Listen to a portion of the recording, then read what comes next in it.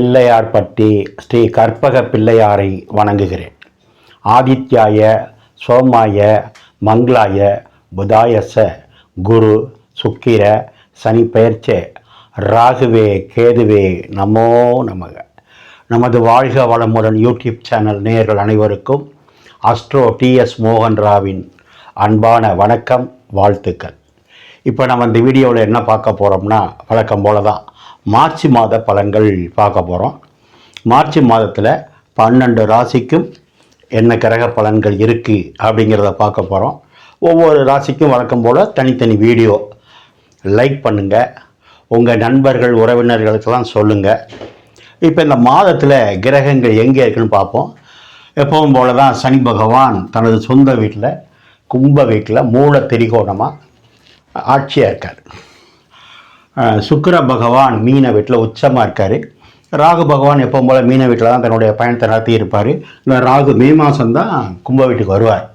அதே மாதிரி புத பகவான் அங்கே மீன வீட்டில் தான் இருக்கார். அவர் நீச்சமாக இருக்கார், இருந்தாலும் நீச்சபங்க ராஜ யோகத்தில் இருக்கார். சூரிய பகவான் 15ஆம் தேதி மீன வீட்டுக்கு வந்துடுவார். 14ஆம் தேதி வரைக்கும் கும்ப வீட்டில் இருப்பார்.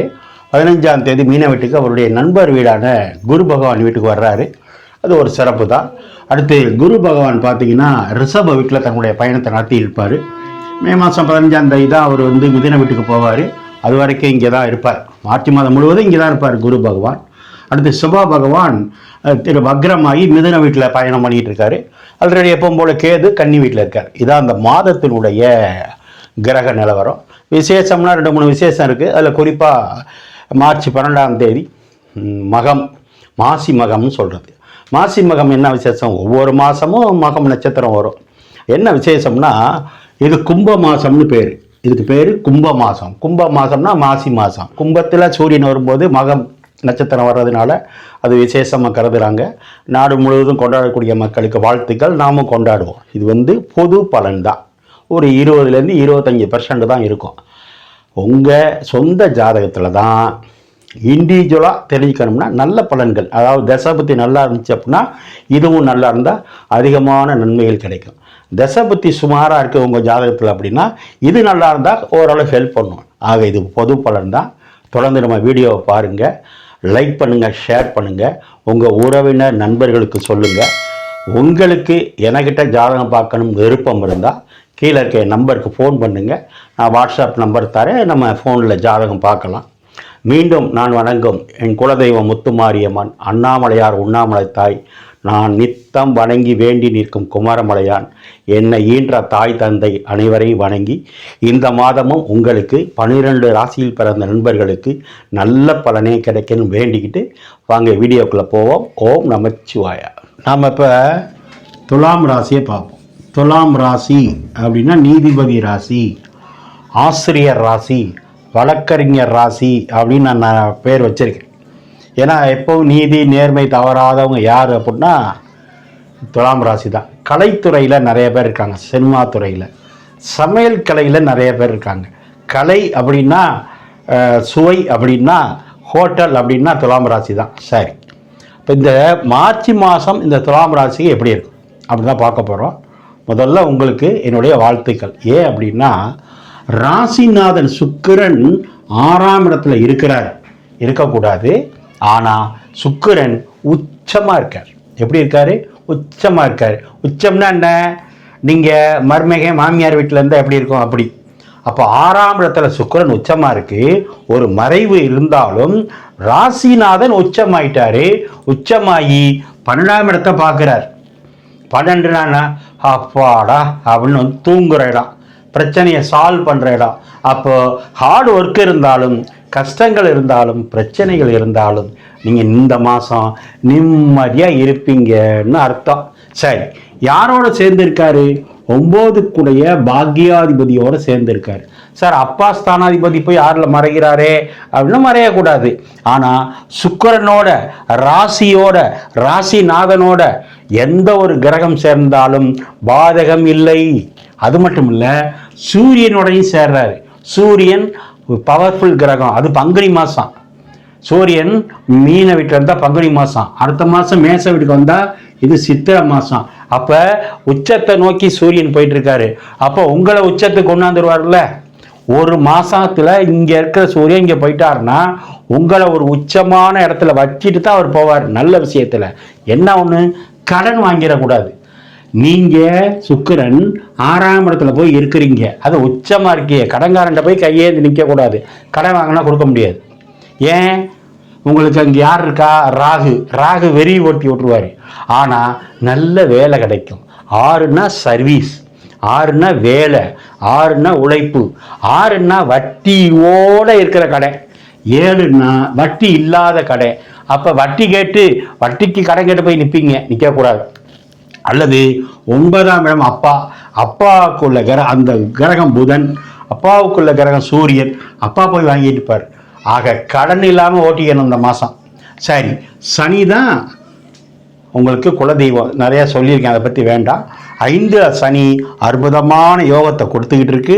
அது பார்க்கும் இடம் 7ஆம் இடத்தை பார்க்கறதுனால மனைவிக்கு வேலை வாய்ப்பு உண்டு, உங்களுக்கும் உண்டு. 8ல் குரு விபரீத ராஜ யோகத்தை கொடுத்துக்கிட்டு இருக்கு. அந்த குரு பகவான் இன்னும் 1.5 மாதம் 2 மாதத்தில் 9ஆம் இடத்துக்கு வந்துட்டாருன்னா நிறைய யோகங்கள். இந்த 2024-25 அதிகப்படியான நன்மைகள் அவங்கவுங்க வயசுக்கு யாருக்கு கிடைக்க போகுதுன்னா துலாத்துக்கு தான். சரி, செவ்வாய் பாக்கியத்தில் இருக்கு. யோகமா சார் அப்படின்னா, பாக்கியஸ்தானத்துக்கு எந்த ஒரு கிரகம் போனாலும் யோகம்தான். அந்த கிரகம் உங்களுக்கு நல்லது பண்ணுது பண்ணலைங்கிறதெல்லாம் வேற. 9ன்னா உபதேசம், 9ன்னா பாக்கியம், 9ன்னா பேர் அதிர்ஷ்டம். அந்த இடத்துல செவ்வாய் போயிருக்கு. செவ்வாய் யாரு உங்களுக்கு? 2ஆம் வீட்டுக்கும் அதிபதி செவ்வாய் தான். 7ஆம் வீட்டுக்கு 2ன்னா என்ன? பணம். 2ன்னா குடும்பம், 2ன்னா பேசுறது, 2ன்னா புதிய வரவு, இதெல்லாம் சொல்றது. அந்த கிரகம் பாக்கியத்தில் இருக்கு. அது செவ்வாயா இருக்கு, பாக்கிய ஸ்தானத்தில் இருக்கு. அப்பா, சித்தப்பா, பெரியப்பா ஒற்றுமை நல்லா இருக்கும். உங்க சகோதரனுக்கும் உங்களுக்கும் ஒற்றுமை நல்லா இருக்கும். செவ்வாய் உங்களுக்கு 2ன்னா பணம் சொன்னேன், குடும்பஸ்தானம் சொன்னேன். அப்ப செவ்வாய்னால யோகம் இருக்கு. அந்த செவ்வாய் எங்க பார்க்குது? 12ஆம் இடத்தையும் பார்க்குது, 7ஆம் பார்வையா 3ஆம் இடத்தை பார்க்குது. செவ்வாய் தான் வீரியத்துக்கு நம்பர் 1 கிரகம். 3ஆம் இடத்தை பார்க்குது. அப்ப வீரியமா இருப்பீங்க, தைரியமா இருப்பீங்க. ஃபோர்ஸுக்குள்ள கிரகம் செவ்வாய், ஃபோர்ஸுக்குள்ள வீடு 3ஆம் வீடு. அப்ப விளையாட்டு வீரர்களுக்கு சிறப்பு. 3ஆம் இடம் கையெழுத்து. அப்ப செவ்வாய் பார்க்குது. எழுத்து துறையில் இருக்கிறவங்க, கவிதை துறையில் இருக்கிறவங்க, கையை வச்சு தொழில் பண்ற அத்தனை பேருக்கு இந்த மாதம் சிறப்பு. அதே செவ்வாய் 4ஆம் இடத்தையும் பார்க்குது. 4ஆம் இடம்னா வண்டி, வாகனம், வீடு, தாய். செவ்வாய் பார்க்கறதுனால உங்க அம்மா ஆக்டிவா இருப்பாங்க, சிறப்பா இருப்பாங்க. 4ஆம் இடம் தான் சொத்து. 4ஆம் இடம் விவசாயம், 4ஆம் இடம் விவசாய பூமி. அப்ப செவ்வாயே பார்க்குது, பூமிக்காரனே பார்க்கறான். நல்ல வீடு வாங்கலாம், நல்ல வீடு கட்டலாம், விவசாய நிலம் வாங்கலாம். குரு வந்துட்டாருன்னா நல்ல அதிகமான பணம் போட்டு நல்ல விவசாயங்கள் பண்ணலாம். சிறப்பு சிறப்பு சிறப்பு. மைனஸ் இருக்கா? இருக்கு. 6ன்னா அடி வயிறு, அடி வயிறு 6. சுக்கிரன் உச்சமா இருக்கு. அப்ப கர்ப்பிணி பெண்களா இருந்தா எச்சரிக்கையா இருக்கணும். ராகு 6ல் இருக்கு, செரிமான கோளாறு வரும், எண்ணெய் பலகாரங்கள் சாப்பிடக்கூடாது. சூரியன் 6ல், அப்ரண்டிஸு சூரியன். ஆனா அரசாங்க வேலைக்கும் வாய்ப்பு இருக்கு. சூரியன் யாருக்கெல்லாம் 6ல் இருக்கோ, அல்லது ராசிநாதனோ லக்னாதிபதியோ 6ல் இருக்கோ, அவங்களுக்கெல்லாம் அரசு தொடர்பு, அரசாங்க கான்ட்ராக்ட் கிடைக்கும். புதன் தான் சார் கான்ட்ராக்ட், ஒப்பந்தம். புதன் தான் கம்யூனிகேஷன், புதன் தான் எஸ்டிமேட்டு, புதன் தான் அக்ரிமெண்ட்டு. அப்போ 6ஆம் இடங்கிறது கான்ட்ராக்டர் வேலை எடுக்க பார்க்குறவங்க, ஒப்பந்தம் போட்டு வேலை எடுத்து பார்க்குறவங்க, கான்ட்ராக்ட் பேசிக்கில் லேபராக இருக்கிறவங்க, இதெல்லாம் இந்த மாதம் உங்களுக்கு சூப்பர். ஆனால் எதிரி வலுவாக இருக்கான்னு அர்த்தம். 6ல் போய் இவ்வளவு இருக்கு. எதிரி இல்லைன்னா வியாதி இருக்கும், எதிரி இல்லை வியாதி இல்லைன்னா கடன் இருக்கும். எதில் கவனமாக இருக்கணும்? ஏன்னா ஒரு ஜோதிடருடைய வேலை எச்சரிக்கை பண்ணுறது தான், மற்றபடி பாதகம் இல்லை. இந்த ராகு கேது பயிற்சி, குரு பயிற்சி மாறிடுச்சுன்னா கொடிகட்டி பறக்கும் ராசி துலாம் ராசி. நீங்கள் இந்த மாதம் வழிபட வேண்டியது துலாம் அப்படின்னா மகாலட்சுமி, பெருமாள். பெருமாள் வழிபாடை பண்ணுங்க, மகாலட்சுமி வழிபாடை பண்ணுங்க. இந்த மாதத்தை சுக்கிரன் உச்சம், டூர் போவீங்க, பீச்சுக்கு போவீங்க, பொழுதுபோக்கு அம்சத்துக்கு போவீங்க. நீங்கள் வழிபட வேண்டியது மகாலட்சுமி வழிபாடு, பெருமாள் வழிபாடை பண்ணுங்க. 5ஆம் இடத்துல கும்ப வீட்டில் சனி ஆட்சியாக இருக்கிறதுனால ஒரு தடவை கும்பகோணம் கும்பேஸ்வரர் கோயில் போயிடுவாங்க. அந்த இடத்துல ராகும் இருக்கு, சதய நட்சத்திரம். உங்களுக்கு ராசியிலே சுவாதி நட்சத்திரம் இருக்கு. பாக்கியஸ்தானத்தில் திருவாதிரை ராகுவோட நட்சத்திரம் இருக்கு.